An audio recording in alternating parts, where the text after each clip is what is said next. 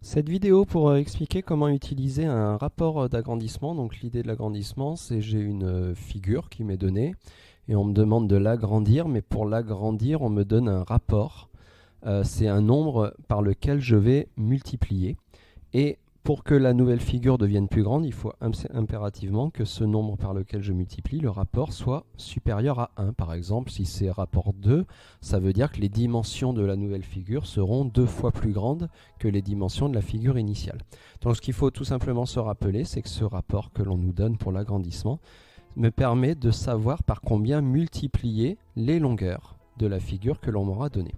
Maintenant, on a une petite particularité, c'est que parfois on me demande également de calculer l'aire. Dans ce cas-là, il faudra se rappeler que pour l'aire, il faut multiplier 2 fois de suite par le rapport qui aura été donné. On va le voir sur l'exercice d'en dessous. Alors pour cet exercice, on me donne un triangle sans même qu'on m'ait donné la figure. On me donne juste ces 3 dimensions, c'est-à-dire ces 3 longueurs, 7 mètres, 6 mètres, 11 mètres. On me donne également son aire, c'est-à-dire qu'on imagine que le calcul d'aire a déjà été fait, ça donne 19 mètres carrés.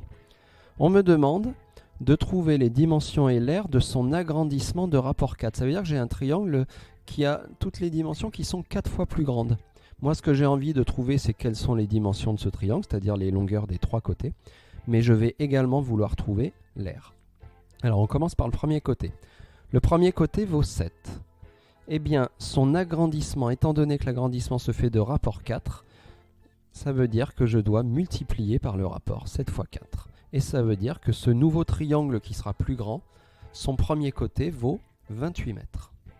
Pour le deuxième côté, pareil, je prends la dimension qu'on m'avait donnée, 6 mètres. Et je me dis, la nouvelle dimension est 4 fois plus grande. La multiplication est en fait toujours la même, le rapport qu'on m'a donné. Donc, la nouvelle dimension du deuxième côté sera 24 mètres. Pour le troisième côté, ça fonctionne de la même manière.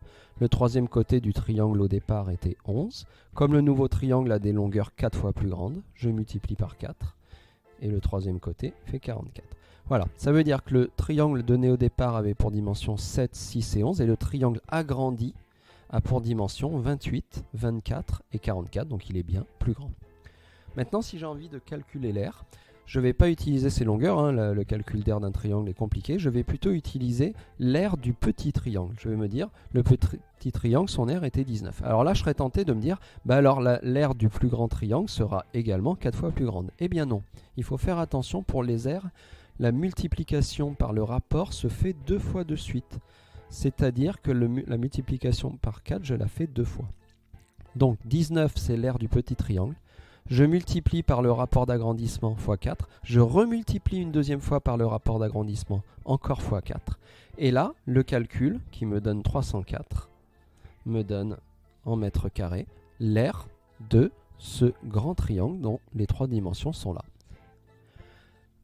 Si ça avait été un rapport, par exemple, rapport 15, j'aurais fait x 15 x 15. Donc ce qu'il faut retenir, c'est que pour les longueurs, on multiplie par le rapport d'agrandissement, tout simplement. Et pour les aires, on multiplie par le rapport d'agrandissement, mais 2 fois de suite. Voilà comment fonctionnent les calculs pour un agrandissement.